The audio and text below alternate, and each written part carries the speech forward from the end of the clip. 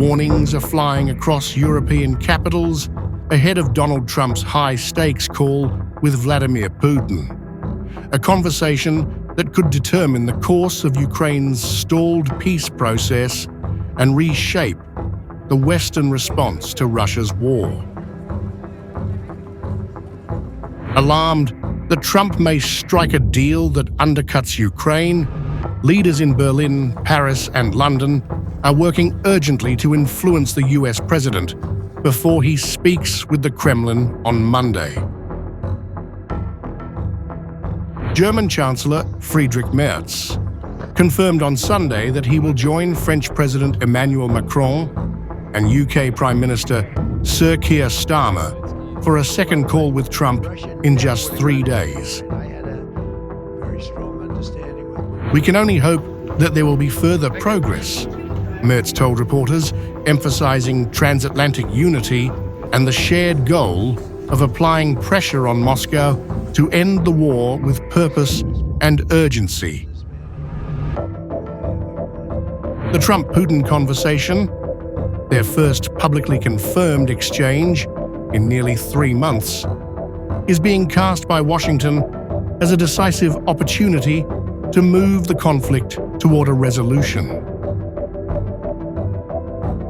European leaders, however, feared Trump's eagerness to broker what he considers a legacy-defining peace deal could lead to concessions that ignore Kiev's fundamental demands. Their anxiety has been reinforced by recent developments.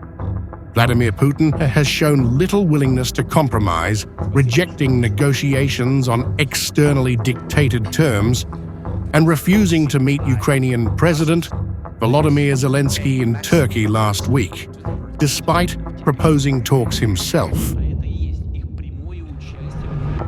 Trump, undeterred, told reporters on Friday that peace in Ukraine was never possible without me, revealing that he had personally arranged the call with Putin. He is expected to speak with Zelensky shortly afterward. In Rome on Sunday, Zelensky met US Vice President J.D. Vance for the first time since their tense White House clash in February. The Ukrainian leader described it as a good meeting and confirmed US Secretary of State Marco Rubio was also present. Zelensky said their discussion focused on the recent Istanbul talks, where Russia dispatched a low-level delegation with no real authority.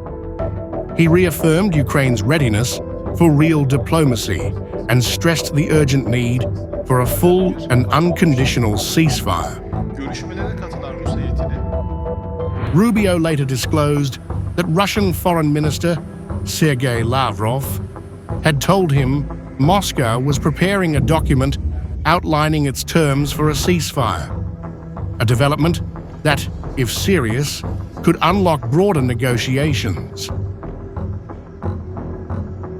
With the diplomatic stakes surging, fears are mounting in Kiev and across Europe that if Trump sees no path forward in talks, he could pull back US military support, a decision that might not just shift the balance of war, but deliver Moscow the advantage it's long been waiting for.